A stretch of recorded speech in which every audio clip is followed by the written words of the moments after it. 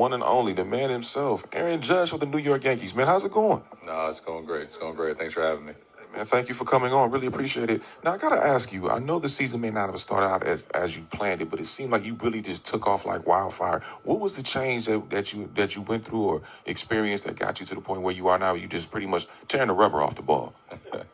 I think it really just staying consistent. You know, every year you're going to go through some ups and downs. You're going to have those tough couple of weeks, tough month, and sometimes it happens in August, sometimes it happens in April.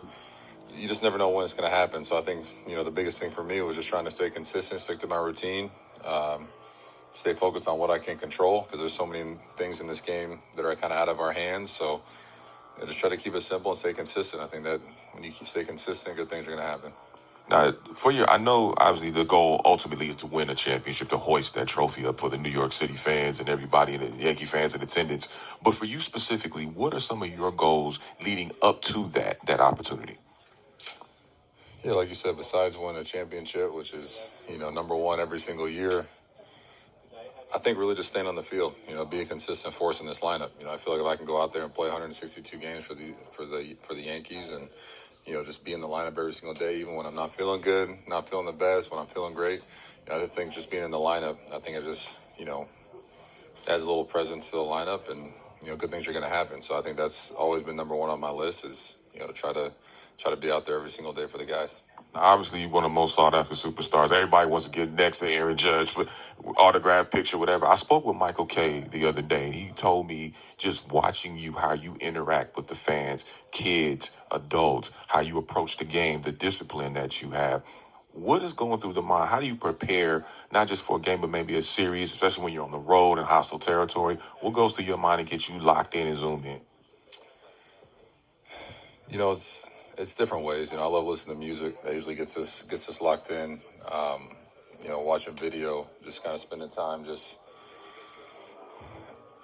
you know, I really don't try to treat it any different. You know, home games compared to the road. You know, hearing boos, not hearing boos. It's all the same, man. It's just all noise, and you got to go out there and compete. So, I think the biggest thing for me is just, you know, going back to what I said earlier, just trying to lock into what I can control. You know, that's preparing the right way, making sure I'm doing my work in the cage, you know, the work on the field, so I can go out there and just, you know, play stress-free, just kind of play like I'm a kid again. You know, that's the most important thing I think people forget is, you know, we're playing a kid's game. You know, you can't overlook that. You know, this is a fun game. I'm blessed to play it, and, you know, I did all my work. I did all the hard stuff early. Now it's time to go out there and have some fun.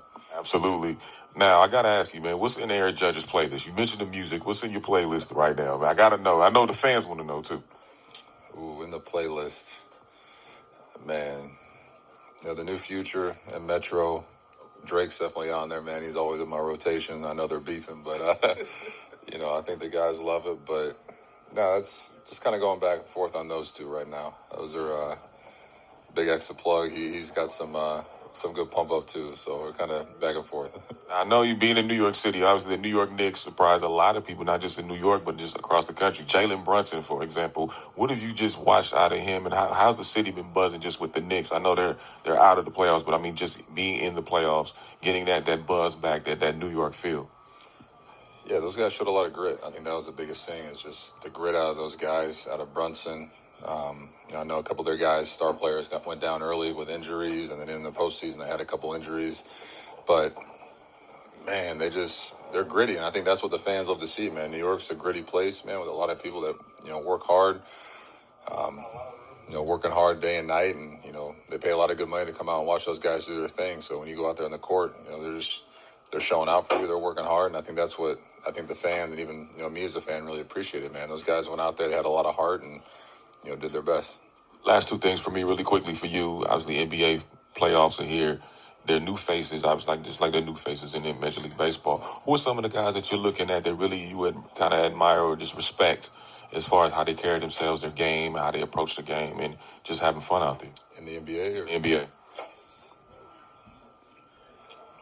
Man, Anthony Edwards, he really took over, I feel like, the playoffs, you know, doing his thing. You know, I love Luka. Ever since he's came into the game, man, he's just been a guy that he's got the swagger. He's got everything. He can beat you off the dribble. He can shoot you out the gym. He's been impressive. Man, even Jaime Jaquez with the Heat. You know, he was a rookie. You know, I got to watch him. He actually went to my dad's high school down here in Southern California, Camarillo. So I saw him as a kid playing high school, and then see him now transition into being, you know, what he did for the Heat this year. Who I think probably would have had, you know, did a little better in the postseason if Butler didn't get hurt. But no, Jaime Jaquez, man, he's another fun guy I like to watch, man. He's getting the rebounds. He can take you off the dribble, man. It's fun to watch. Yeah, absolutely. Yeah, definitely. Ant-Man and Luka, too. I mean, I don't think we will talk to Rudy Gobert about Luka after that little cross-up. But anyway, lastly, before I let you get on out of here, obviously the Negro League records have been emerged into Major League Baseball records, it's the stats and everything like that. How important was that? How monumental is that to have guys like Hoopa Bell, Josh Gibson, Satchel Paige, now with this new generation especially, can learn about the greats that played this great game? Yeah, I think that's the most important thing is just, you know, learning about our history, you know, learning the history of the game and the people that played before us. So, you know, I think that's going to be a big step. And, you know, now, like you said, we get a chance to talk about some of these greats that really didn't get the recognition they deserved back in the day. So this is, I think, a big step forward. I couldn't agree more. That is the one and only Aaron Judge, New York Yankees superstar. Thank you so much, man. Appreciate it. Good luck with the rest of the season. I appreciate it, Nick. Thank you.